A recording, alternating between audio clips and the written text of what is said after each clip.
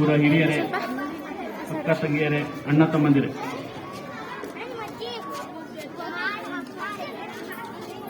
ಸೋಲೆ ಗೆಲುವಿನ ಮೆಟ್ಟಿಲು ಅಂತ ಹೇಳ್ತಾರೆ. ಅದಕ್ಕಾಗಿ ಸೋಲು ಗೆಲುವು ಮುಖ್ಯ ಅಲ್ಲ. ಮಕ್ಕಳೆಲ್ಲ ಸ್ಪರ್ಧೆಯಲ್ಲಿ ಭಾಗವಹಿಸ್ತಿದ್ದೀರಲ್ಲ, ಅದೇ ಮುಖ್ಯ. ಧೈರ್ಯದಿಂದ ಸ್ಪರ್ಧೆಯಲ್ಲಿ ಭಾಗವಹಿಸಬೇಕು. ಸೋತವರಿಗೂ ಮುಂದೊಂದು ದಿನ ಗೆಲುವು ಕಾಯ್ತಾನೆ ಇರ್ತದೆ. ಆದ್ದರಿಂದ ಎಲ್ಲ ಮುದ್ದು ಮಕ್ಕಳು ಧೈರ್ಯದಿಂದ ಈ ಸ್ಪರ್ಧೆಗಳಲ್ಲಿ ಭಾಗವಹಿಸಿ ನಿಮಗಾಗಿ ಶ್ರಮಿಸಿದ ಶಿಕ್ಷಕರನ್ನು ತೃಪ್ತಿಪಡಿಸಬೇಕಾಗಿ ಮಕ್ಕಳಲ್ಲಿ ಕೇಳ್ಕೊಳ್ತೇನೆ. ಅದೇ ರೀತಿ ಇವತ್ತಿನ ಈ ಪ್ರತಿಭಾ ಕಾರಂಜಿಗೆ ಹೋದ ವರ್ಷನೂ ಇಲ್ಲೇ ಮಾಡಿದ್ದು ಕಷ್ಟ ಮತ್ತು ಪ್ರತಿಭಾ ಕಾರಂಜಿ ಉತ್ತಮವಾಗಿ ಮಾಡಿದ್ವಿ. ಇವತ್ತಿನ ಈ ಕಾರ್ಯಕ್ರಮಕ್ಕೂ ಸಹ ನಮ್ಮೆಲ್ಲ SDMC ತಂಡ, ಅದರಲ್ಲಿ ಮುಖ್ಯವಾಗಿ ನಮ್ಮ ಮಹಿಳಾ ಸದಸ್ಯರು ಮತ್ತು ತಂಡ ಏನಿದೆಲ್ಲ ಅವರು ಪ್ರತಿ ವರ್ಷನೂ ನಮಗೆ ತುಂಬಾ ಸಹಕಾರ ನೀಡ್ತಾರೆ.